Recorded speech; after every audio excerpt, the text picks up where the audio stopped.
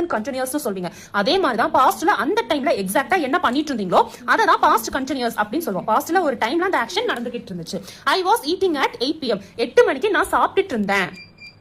She was studying when I called. நான் கூப்பிடும் போது அவ அங்க படிச்சிட்டு இருந்தா.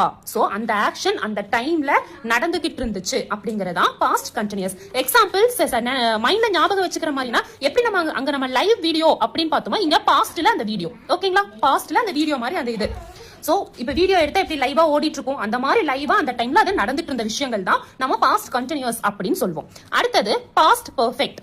இந்த ஃபார்மேட் எப்படி இருக்கும்னு கேட்டீங்கன்னா subject plus had plus verb 3 ஃபார்மேட்ல இருக்கும். Subject plus had plus verb 3 ஃபார்மேட்ல இருக்கும்.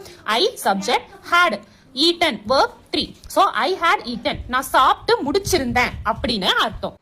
இப்போ இந்த பாஸ்ட் பெர்ஃபெக்ட் எந்தெந்த மாதிரி இடத்துல யூஸ் பண்ணலாம் வாங்க. அதாவது ரெண்டு பாஸ்ட் ஆக்ஷன் இப்ப நம்ம பேசிட்டு இருக்கிறது எல்லாமே நடந்து முடிஞ்ச விஷயங்கள். நம்ம பிரசன்ட்ல இருக்கோம். இப்ப இது ரெண்டுமே இப்ப நம்ம பேசிட்டு இருக்க எல்லாமே நடந்து முடிஞ்ச விஷயங்கள். அப்போ அந்த பாஸ்ட்ல ரெண்டு ஆக்ஷன் நடந்திருக்கு. நல்லா தெரிஞ்சுக்கோங்க, ரெண்டு ஆக்ஷன் நடந்திருக்கு. அப்போ இது செகண்டா நடந்த ஆக்ஷன், இது ஃபர்ஸ்டா நடந்த ஆக்ஷன். இந்த ஃபர்ஸ்டா நடந்த ஆக்ஷனை நீங்க சொல்லணும் அப்படின்னா அப்ப நீங்க பாஸ்ட் பெர்ஃபெக்ட் யூஸ் பண்ணுவீங்க. ரெண்டு ஆக்ஷன் நடந்திருக்கு, பட் அதுல ஃபர்ஸ்டா நடந்த ஆக்ஷனை நீங்க எக்ஸ்பிரஸ் பண்ணும்போது பாஸ்ட் பெர்ஃபெக்ட் யூஸ் பண்ணுவீங்க. இப்ப பாருங்க example, I had eaten before he came. அவன் வரதுக்கு முன்னாடியே நான் சாப்பிட்டு முடிச்சிருந்தேன்.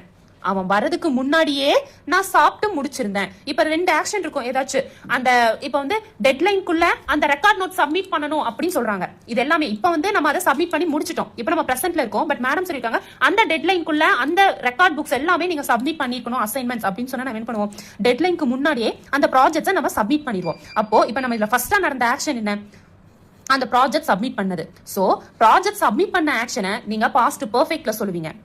டெட்லைனை செகண்ட் சொல்லுவீங்க. புரியுதுங்களா? அதாவது எப்படி சொல்லுவோம், ஐ had submitted my projects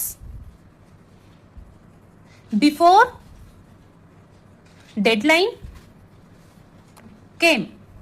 so deadline வரதுக்கு முன்னாடியே என் ப்ராஜெக்ட்ஸை சப்மிட் பண்ணி முடிச்சிருந்தேன். ஓகேங்களா, புரியுதுங்களா? அதாவது ரெண்டு பாஸ்ட் ஆக்ஷன் நடக்குது, பட் ஃபர்ஸ்ட் நடந்த ஆக்ஷனை நான் எக்ஸ்பிரஸ் பண்ணும்போது subject plus had plus verb 3 past பெர்ஃபெக்ட்ல எக்ஸ்பிரஸ் பண்ணுவேன்.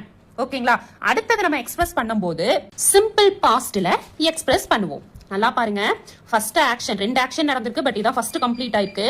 அதை நான் பாஸ்ட் பெர்ஃபெக்ட்ல எக்ஸ்பிரஸ் பண்ணிருக்கேன். செகண்ட் ஆக்ஷன் பாருங்க சிம்பிள் பாஸ்ட்ல எக்ஸ்பிரஸ் பண்ணிருக்கேன். சோ நல்லா தெரிஞ்சுக்கோங்க, நம்ம பிரசன்ட்ல இருக்கோம். பாஸ்ட்ல நம்ம ரெண்டு ஆக்ஷன் பண்ணிருக்கோம்.